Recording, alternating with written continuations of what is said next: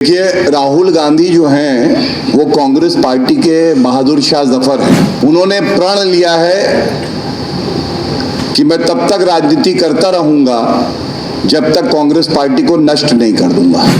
असंभव को जो संभव कर दे वो व्यक्ति का नाम है श्री नरेंद्र मोदी जी। हम कहते हैं मंदिर वही बनाया है, तारीख भी बताया है, तुमको भी बुलाया है, लेकिन आ नहीं पाए। वो कह रहे थे मम्मी मम्मी भरना है पर्चा कि भरूं कि ना भरूं। ये अपरिपक्व पार्ट टाइम बालक क्या खड़े होते, विदेशी भूमि पे जाके कहते हो भारत का लोकतंत्र खत्म हो गया है। ये किस तरह की बचकानी ओछी घटिया राजनीति है? ये सवाल जनता पूछ रही है। ये जो राहुल गांधी नामक रॉकेट है ये लॉन्च नहीं होगा। ऐसा कोई सगा नहीं जिसे घमंडिया ने ठगा नहीं। भारतीय जनता पार्टी प्रदेश मुख्यालय में आप सभी का स्वागत और अभिनंदन है। लंबे समय से आप प्रतीक्षा कर रहे हैं, इसका हमें खेद है। हम सबके मध्य हैं भारतीय जनता पार्टी के राष्ट्रीय प्रवक्ता आदरणीय गौरव भाटिया जी, जो विभिन्न मुद्दों पर आपके साथ संवाद करेंगे। मैं सीधा आमंत्रित करता हूं आदरणीय गौरव भाटिया जी को। बहुत बहुत धन्यवाद हिमांशु जी, मनीष जी, सभी पत्रकार बंधुओं को मेरा नमस्कार।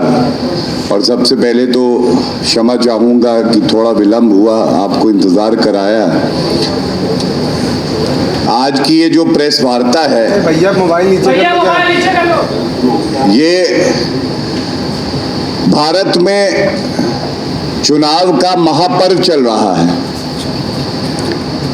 और बिल्कुल स्पष्टता से पहले सकारात्मक बात करते हैं। भारत की जनता ने और उत्तर प्रदेश की जनता ने मन बना लिया है कि पुनः श्री नरेंद्र मोदी जी को इस देश का प्रधानमंत्री बनाना है। डंके की चोट पे पहले बात करते हैं भाजपा की, एनडीए की। 400 पार का आंकड़ा जनता आशीर्वाद देगी और एनडीए पाएगी। 370 प्लस भारतीय जनता पार्टी को मिलेंगी। और हम सब जानते हैं उत्तर प्रदेश वो प्रदेश है जहां से 80 सीटें लोकसभा की आती हैं। और भारतीय राजनीति में अगर अहम भूमिका किसी प्रदेश की रहती है तो वो उत्तर प्रदेश की रहती है, उत्तर प्रदेश की जनता की रहती है। और इस मंच से बड़ी जिम्मेदारी से मैं ये भी कह दूं, यहां कुछ पार्टियां हैं, शहजादे इधर उधर भाग रहे हैं डर के, उस पे मैं आऊंगा।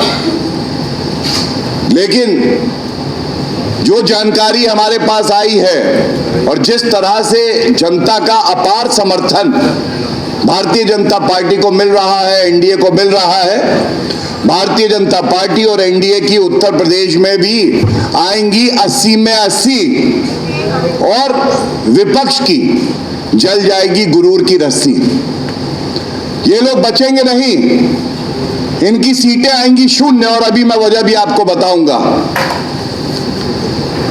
हमें एक बात जाननी होगी, एक तरफ आदरणीय प्रधानमंत्री श्री नरेंद्र मोदी जी का नेतृत्व है, उत्तर प्रदेश में डबल इंजन की सरकार है, यशस्वी मुख्यमंत्री योगी आदित्यनाथ जी हैं। प्रधानमंत्री जी ने संकल्प लिया है, असंभव को जो संभव कर दे वो व्यक्ति का नाम है श्री नरेंद्र मोदी जी। अनुच्छेद 370 कहते थे हटा के दिखाओ, हटा दिया। अब कहते कैसे हटा दिया, क्यों हटा दिया, दर्द होने लगा। भारत की अखंडता का मुद्दा था, प्रधानमंत्री जी ने जो किया, जनता ने आशीर्वाद दिया। भव्य राम मंदिर उत्तर प्रदेश की स्थली पे ये प्रेस वार्ता है, गर्व की बात है, केवल उत्तर प्रदेश के लिए नहीं पूरे भारत के लिए। 507 साल से जो संघर्ष चल रहा था विचारधारा का, हिंदू अस्मिता का, अगर एक पार्टी सबसे आगे खड़ी रही मजबूती से तो वो भारतीय जनता पार्टी है। और असंभव को जो संभव कर दे उस व्यक्ति का नाम आदरणीय प्रधानमंत्री श्री नरेंद्र मोदी जी है। ये तंज कसते थे, बाणों के प्रहार शब्दों से होते थे, कहते थे मंदिर वही बनाएंगे, तारीख नहीं बताएंगे। अब हम कहते हैं मंदिर वही बनाया है, तारीख भी बताया है, तुमको भी बुलाया है, लेकिन आ नहीं पाए। प्रभु राम की कृपा भी उसी पे होती है जिसने पुण्य किए होते हैं।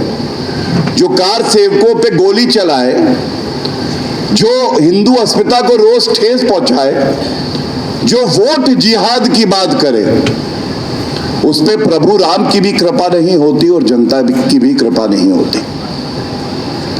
मैं इतना जरूर कहूंगा,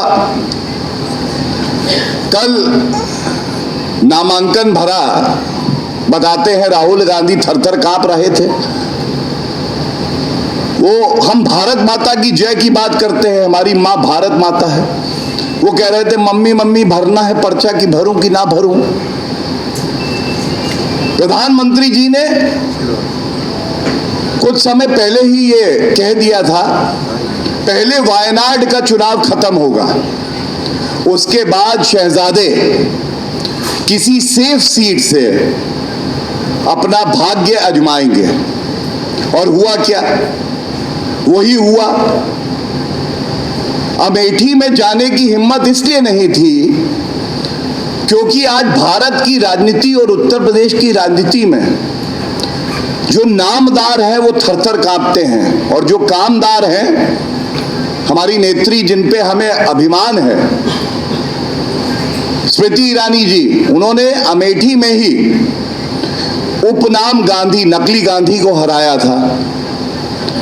अब एक मेहनती, कर्मठ, संवेदनशील, जनता के प्रति समर्पित हमारी नेत्री स्मृति ईरानी जी के सामने ये अपरिपक्व पार्ट टाइम बालक क्या खड़े होते? तो वो भाग के गए रायबरेली। अब रायबरेली सोनिया गांधी जी छोड़ के पहले ही राज्यसभा से संसद की सदस्य बनी है। क्यों? उनको पता था वो रायबरेली भी हारेंगी। अब जब सोनिया गांधी जी हारेंगी तो राहुल गांधी जी क्या जितवाएंगे? इसलिए मैं पंडित नहीं हूं, भविष्यवाणी नहीं करता हूं, लेकिन जनता का आशीर्वाद जो मिल रहा है, बिल्कुल स्पष्ट कह रहा हूं, 400 प्लस 80 और ये दोनों सीटें रायबरेली और अमेठी भारतीय जनता पार्टी जीतेगी। और राहुल गांधी वायनाड भी हारेंगे और रायबरेली भी हारेंगे, और कांग्रेस रायबरेली भी हारेगी और अमेठी भी हारेगी। और उसकी वजह मैं आपको अब बताता हूं। सबसे पहले हमें एक समझना होगा कि राजनीति जो है ये कोई पार्ट टाइम काम नहीं है। इसके लिए आपके पास कर्मठता होनी चाहिए, जनता के लिए सेवा करने का भाव होना चाहिए। विदेशी भूमि पे जाके कहते हो भारत का लोकतंत्र खत्म हो गया है। भारत का लोकतंत्र तो इतना मजबूत है कि पूरे विश्व में इसकी चर्चा होती है। आप कहते हो अगर इस बार चुनाव में आदरणीय प्रधानमंत्री मोदी जी जीत गए तो दोबारा चुनाव नहीं होगा। नहीं, आदरणीय प्रधानमंत्री जी चुनाव भी जीतेंगे और चुनाव की जो स्वस्थ परंपरा चलती आई है वो आगे भी चलती रहेगी। लेकिन आप ये जो भ्रम जाल फैलाते हो, जो डर फैलाते हो, जनता को इससे एलर्जी है। ईवीएम की बात करते हैं, कहते हैं ईवीएम जो है मैच फिक्सिंग हो रखी है। ये राहुल गांधी, प्रियंका वाड्रा, अखिलेश यादव, इनके बयान है। मैं पूछना चाहता हूं, सर्वोच्च न्यायालय का अभी एक सप्ताह पहले एक जजमेंट आया। मैं वरिष्ठ अधिवक्ता हूं, सर्वोच्च न्यायालय में बड़ी जिम्मेदारी से पूछना चाहूंगा, सर्वोच्च न्यायालय ने क्या कहा? सर्वोच्च न्यायालय ने स्पष्ट शब्दों में कहा कि बिना तथ्यों के, बिना प्रमाण के संवैधानिक संस्थाओं पे उंगली उठाना, प्रहार करना, ये स्वस्थ परंपरा नहीं है। इससे भारत के लोकतंत्र का नुकसान होता है। और उस याचिका को जो वीवीपैट को करके थी उसको निरस्त किया। लेकिन सवाल फिर ये भी पूछा जाएगा, राहुल गांधी जी जहां भी आप छुपे हुए हैं, ये बताइए जब आप हिमाचल में चुनाव जीत जाते हैं, जब तेलंगाना में चुनाव जीत जाते हैं तो वीवीपैट, वीईवीएम ये ठीक होता है, लोकतंत्र की जीत होती है। और जब आप हार जाते हैं तो लोकतंत्र खतरे में आ जाता है। ये किस तरह की बचकानी, ओछी, घटिया राजनीति है? ये सवाल जनता पूछ रही है। और जैसा आदरणीय गृह मंत्री श्री अमित शाह जी ने भी कहा, और जनता के मन का भी ये भाव है, आप किसी से भी पूछिए, ये जो राहुल गांधी नामक रॉकेट है ये लॉन्च नहीं होगा। 20 कोशिशें कर चुके हैं। ये रॉकेट लॉन्च इसलिए नहीं होता कि इस रॉकेट में प्रॉब्लम है। आप लॉन्च करते रहिए। बताया जा रहा है रॉबर्ट वाड्रा जी भी कह रहे थे कि हम भी लड़ना चाहते हैं। भाई, अगर राहुल गांधी का रॉकेट डिफेक्टिव है तो हमें लड़ लेने दो। लेकिन हमने देखा किस तरह से परिवारवाद की पराकाष्ठा, चाहे कांग्रेस पार्टी हो चाहे सपा हो, पुनः राहुल गांधी मैदान में कूदे। और इसी तरह से सपा पे भी अभी बात करेंगे, विस्तार से करेंगे, वहां पे भी परिवारवाद की पराकाष्ठा है। जो महत्वपूर्ण सवाल हैं वो सवाल ये है कि उत्तर प्रदेश में एक तरफ विकास की बात हो रही है, यहां संविधान के तहत सरकार चलती है, प्रधानमंत्री जी के मार्गदर्शन में मुख्यमंत्री योगी आदित्यनाथ जी समाज के हर वर्ग को साथ में लेके चलते हैं। लेकिन जब बौखलाहट आसमान छूने लगती है तो टूटी साइकिल, पंचर टायर वाले कहने लगते हैं कि वोट जिहाद करो। और मैं आपसे बड़ी जिम्मेदारी से कहता हूं, representation of peoples act, model code of conduct इस बात की इजाजत नहीं देता कि आप कोई भी सांप्रदायिक बयान दे और धर्म के आधार पर कोई भी वोट मांगने की अपील करें। तो ऐसा क्यों हुआ? ऐसा इसलिए हुआ क्योंकि चाहे कांग्रेस पार्टी हो चाहे घमंडिया गुट हो, इनके कण कण में हिंदू विरोध है। कांग्रेस का मैनिफेस्टो कहता है बहुसंख्यकवाद की कोई जगह नहीं है। इस देश में बहुसंख्यक कौन है? सहिष्णु हिंदू, जो कि बहुसंख्यक हो के भी अपने आप को संविधान देता है पंथ निरपेक्षता का। और आपको उनसे इतनी नफरत है, आप वोट जिहाद की बात करते हो। मैं पूछना चाहूंगा, क्यों नहीं आपने बात करी जो आप सरकार में रहे अपनी उपलब्धियों की? क्यों कांग्रेस ने आत्मचिंतन नहीं किया और ये नहीं पूछा कि भाई एक समय पे तो ये गढ़ था तुम्हारा, आज लोकसभा में 1 सीट है, समाजवादी पार्टी की 3 सीट है। ये इसलिए हुआ कि जहां प्रधानमंत्री जी जोड़ों की राजनीति करते हैं, सबको जोड़ने की बात करते हैं, संविधान के तहत सबको मजबूत किया जाए, मुख्य धारा से जोड़ा जाए, वहीं घमंडिया का मूल मंत्र है उनके डीएनए में, हिंदुओं को बांटो, मुसलमानों को जोड़ो, हिंदुओं की जात की बात करो, मुसलमान सब एक हो जाओ। और ये कहते हुए कष्ट हो रहा है कि मुसलमानों का भी सशक्तिकरण इन्होंने नहीं किया। ऐसा कोई सगा नहीं जिसे घमंडिया ने ठगा नहीं, और मैं तमाम उदाहरण दे सकता हूं। लेकिन चुनाव के महापर्व में जब आप वोट जिहाद की बात करते हैं, और जिहाद कोई राजनीतिक शब्द नहीं है, सांप्रदायिक शब्द है, तो ये बात जरूर सोचिएगा, जो हमारे नागरिक हैं जिनके डीएनए में संविधान है, देश हित है, चाहे वो किसी भी धर्म के हों, तो वो भारतीय जनता पार्टी के साथ ही खड़े होंगे। क्योंकि जो भारतीय जनता पार्टी बात करती है वो सबका साथ, सबका विकास, सबका विश्वास और सबका प्रयास, इसकी बात करती है। मैं ये जरूर आज कहूंगा जब वोट जिहाद की बात हो और अखिलेश यादव उसे ठीक ठहराए तो यह स्पष्ट हो जाता है नेत्री ने बोला है लेकिन सोच जहरीली अखिलेश यादव की है। उनकी सहमति के बिना सपा में पत्ता नहीं हिलता है। तो ये बयान कैसे आया और जिसको अखिलेश यादव ने ठीक ठहराया। दूसरी बात, पीडीए पीडीए पीडीए कर रहे थे तो जनता अब कह रही है पीडीए क्या है? पीडीए है प्रहार धर्म और आस्था पर। प्रहार पी से, डी से धर्म और ए से आस्था। प्रहार करो धर्म और आस्था पे। हिंदुओं को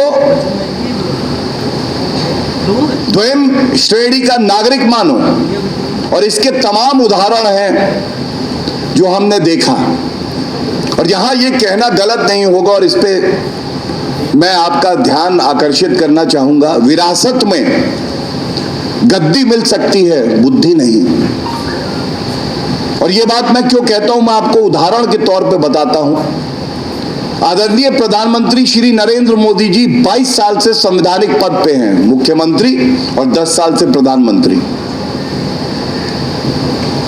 उनको कोई उपनाम नहीं मिला था। अपनी मेहनत से, अपनी निष्ठा लगन से, ईमानदारी से वो बार बार चुनाव जीते, जनता का आशीर्वाद प्राप्त किया। योगी आदित्यनाथ जी वो मुख्यमंत्री बने, 2022 में पुनः चुनाव हुआ, जनता ने आशीर्वाद दिया क्योंकि मेहनत करी थी। विरासत में गद्दी नहीं पाई थी लेकिन बुद्धि थी, संविधान का पालन कैसे करना है, जनता को साथ में लेके कैसे चलना है। और दो उदाहरण और दे दूं अब दूसरी तरफ के। कांग्रेस पार्टी, राहुल गांधी कहते थे कि अमेठी हमारा गढ़ है, गढ़ में हार गए। 80 सीटों पे 1 सीट पे आज है कांग्रेस उत्तर प्रदेश में।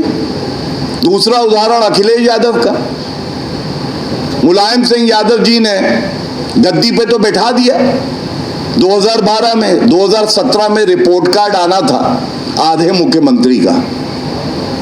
आधे मुख्यमंत्री का रिपोर्ट कार्ड आया, जनता ने लिखा एफ फेल, पुनः मुख्यमंत्री नहीं बने। क्यों? क्योंकि विरासत में गद्दी मिल सकती है, बुद्धि नहीं मिल सकती। और इसीलिए जब ये वोट जिहाद का मुद्दा उठाते हैं, देश को बांटने का काम करते हैं, प्रदेश में नफरत फैलाते हैं, तो जनता जवाब देती है। मेरे 2 सवाल हैं आपके माध्यम से जो जनता उठा रही है और आपके समक्ष मैं इसलिए रखना चाहता हूं कि लोकतंत्र में आप चौथा स्तंभ हैं। पहला, हमने देखा जात के नाम पे ये बांटते हैं। जगह जगह दौरे पे जब हम जाते हैं तो एक सवाल जनता पूछती है, वो कहती है हम भारतीय जनता पार्टी के साथ हैं। क्यों? कहते हैं कि समाजवादी पार्टी के गठन से लेके अब तक जो पार्टी यादव परिवार के बाहर का अध्यक्ष नहीं दे पाई, जिसको कोई व्यक्ति यादव परिवार के बाहर का योग्य नहीं मिला कि वो अध्यक्ष बन सके इस पार्टी का, वो किसी का क्या हित करेगी भला? ये सवाल है, उत्तर अखिलेश यादव दे, चुनौती देता हूं आपके माध्यम से। और दूसरा, इस पे भी विचार करिएगा, 4 करोड़ मुसलमान की बात करते हैं, 4 करोड़ मुसलमान उत्तर प्रदेश में हैं। कहते हैं कि मौलवी अखिलेश, 4 करोड़ मुसलमानों में आपने 4 टिकट दिए और यादव परिवार के 50 सदस्य मान लेते हैं, 5 टिकट दिए। तो अपने परिवार का मोह इतना है कि 5 टिकट दे सकते थे और जिसके बारे में आप कहते हो उनको भी आपने ठगा। ये सवाल है जो उठाए जाएंगे इस मंच से। और एक बात कह के अपनी बात का खत्म करूंगा, आपके सवाल लूंगा उसके बाद। प्रधानमंत्री जी ने कल एक बात उठाई, उन्होंने जनता को भरोसा दिया है कि संविधान संगत बात होगी। संविधान में लिखा है कि धर्म के आधार पे भेदभाव नहीं हो सकता और सर्वोच्च न्यायालय का फैसला है कि धर्म के आधार पे आरक्षण भी नहीं हो सकता है। प्रधानमंत्री जी ने ये बात इंडी अलायंस से पूछी है, खासकर तुष्टीकरण की राजनीति करने वाली कांग्रेस पार्टी और सपा से, कि क्या आप जनता को ये विश्वास देंगी कि SC ST OBC पिछड़ा समाज जो है उसका हक लेकर आप तुष्टीकरण की राजनीति नहीं करेंगे और आरक्षण के नाम पे मुसलमानों का भला करेंगे और SC ST OBC का हक छीन लेंगे? क्या ऐसा होगा या नहीं, ये आप हर नागरिक को आश्वस्त करिए।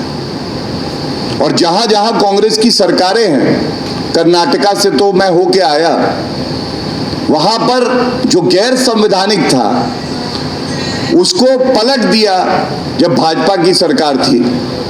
जब कांग्रेस की सरकार आई तो वापस वो धर्म के आधार पे आरक्षण ले आए। आज सवाल ये व्यापक है कि जो संविधान के रक्षक होने चाहिए थे वो संविधान के भक्षक कैसे हो गए, संविधान को तार-तार क्यों कर रहे हैं। और ये कुछ प्रमुख बिंदु मैंने आपके समक्ष रखे, अगर आपके कुछ प्रश्न हो तो हम लोग उत्तर देना चाहेंगे।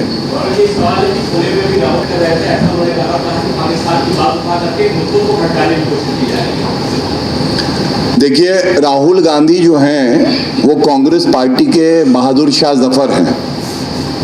उन्होंने प्रण लिया है कि मैं तब तक राजनीति करता रहूंगा जब तक कांग्रेस पार्टी को नष्ट नहीं कर दूंगा।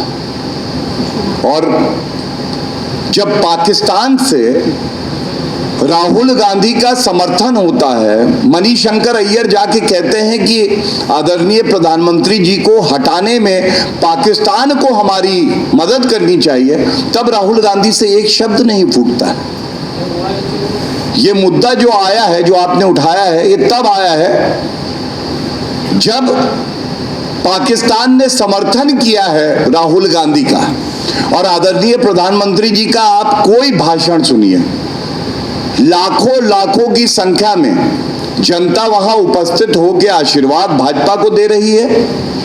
और प्रधानमंत्री जी बड़े व्यापक तौर पे अपने 10 साल का रिपोर्ट कार्ड रखते हैं, विकास की बात करते हैं, संविधान की बात करते हैं। और दूसरी तरफ उत्तर प्रदेश के लड़के नशेड़ी हैं, ये कहते हैं राहुल गांधी। महिला का सम्मान नहीं करते हैं और कहते हैं राहुल गांधी की ऐश्वर्या राय नाच रही थी प्राण प्रतिष्ठा का जब समारोह हुआ। तो चिंताजनक है कि आज विपक्ष का मानसिक दिवालियापन हो गया है कि वो जनता के मुद्दे उठाने में भी असमर्थ है।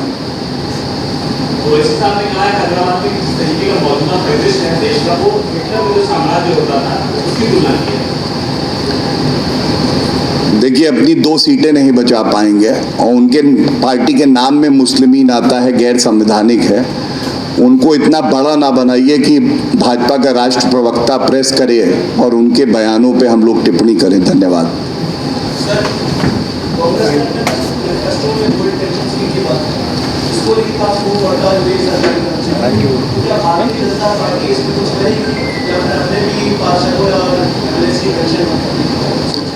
देखिए, मैं आपसे एक बात कह दूं, भारतीय जनता पार्टी मोदी जी की गारंटी आज वो गारंटी है जिस पे जनता को विश्वास है। जो देश हित में होता है वो निर्णय लिए जाते हैं, जो उत्तर प्रदेश के हित में होगा वो निर्णय लिए जा रहे हैं। और दूसरी तरफ जो है केवल और केवल तुष्टीकरण की राजनीति, बिना समझे कि देश हित में क्या है बयान दे देना क्योंकि मुझे सत्ता पानी है, ये मूल मंत्र है। जो आपने बात कही, अगर मेरे तथ्य ठीक हैं तो आपने प्रश्न जो पूछा है वो गलत पूछा है, क्योंकि ऐसा कुछ भी कांग्रेस पार्टी के मैनिफेस्टो में नहीं लिखा है, ये आपत्ति दर्ज की गई।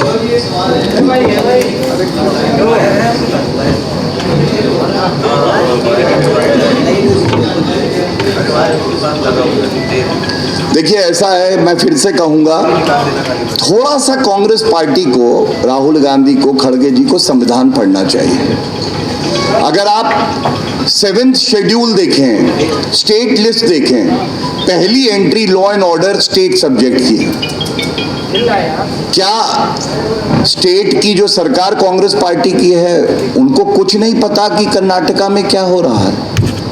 क्या ये वोट बैंक की राजनीति की वजह से ही वो निष्क्रिय रहे? और ये दिखाता है किस तरह से कुछ वोटों के लिए वो किसी दरिंदे को भी पकड़ेंगे नहीं, उसके खिलाफ कार्रवाई नहीं करेंगे। अगर किसी ने गलत किया है तो भारतीय जनता पार्टी ने बड़ी स्पष्टता से कहा है कि हम हमेशा महिलाओं के साथ खड़े हैं, उनकी अस्मिता के साथ खड़े हैं, और कोई भी व्यक्ति क्यों ना हो कानून से ऊपर नहीं है। कार्रवाई होनी चाहिए, लेकिन कार्रवाई करने का दायित्व प्रदेश की सरकार का था। This is the last question. Yeah, thank you. संविधान से जोड़ दिया, 400 जाएगा तो मैंने संविधान का क्या 2 देश का चुनाव होगा, आपको लगता है इस पर आपको लगाम लगा है जो विपक्ष ने इसको मुनीत रहे? मैं आपका आभारी हूं। पहली बात तो अनुच्छेद 368 राहुल गांधी को पढ़ा दीजिएगा। जो मूल भावना है संविधान की, उसके तहत कार्य करते हुए मैं आपको एक बात बता दूं बड़ी जिम्मेदारी से। मैं चाहूंगा कि ये बात आगे भी बढ़े आपके माध्यम से। अनुच्छेद 370 टेम्पररी था, संविधान को संशोधित करके ही हटाया गया। ये राष्ट्रहित में था, आप भी मानेंगे। महिलाओं को आरक्षण, संविधान का संशोधन करके ही महिलाओं को आरक्षण मिले, ये सुनिश्चित किया आदरणीय प्रधानमंत्री श्री नरेंद्र मोदी जी ने। इकोनॉमिकली वीकर सेक्शन को 10% आरक्षण, संविधान का ही संशोधन हुआ था। और जीएसटी संविधान का ही संशोधन हुआ था। संविधान का संशोधन कैसे होता है? जनता के लाभ के लिए होता है और भारत के लोकतंत्र को मजबूत बनाने के लिए होता है। ये सुनिश्चित करते हैं, ये गारंटी देते हैं नरेंद्र मोदी जी। और आपातकाल लगाना, मूल अधिकारों का हनन हो जाए और आपके पास अधिकार ना हो, न्यायालय चले जाओ, ये कौन करता है? 42nd amendment of the constitution was amended bye Indira Gandhi, emergency was invoked. तो कम से कम संविधान की बात कांग्रेस पार्टी ना ही करे तो अच्छा है। Thank you. देश विदेश की ताज़ा खबर पाने के लिए हमारे चैनल NTV निष्पक्ष को सब्सक्राइब करें व बेल आइकन दबाना ना भूलें।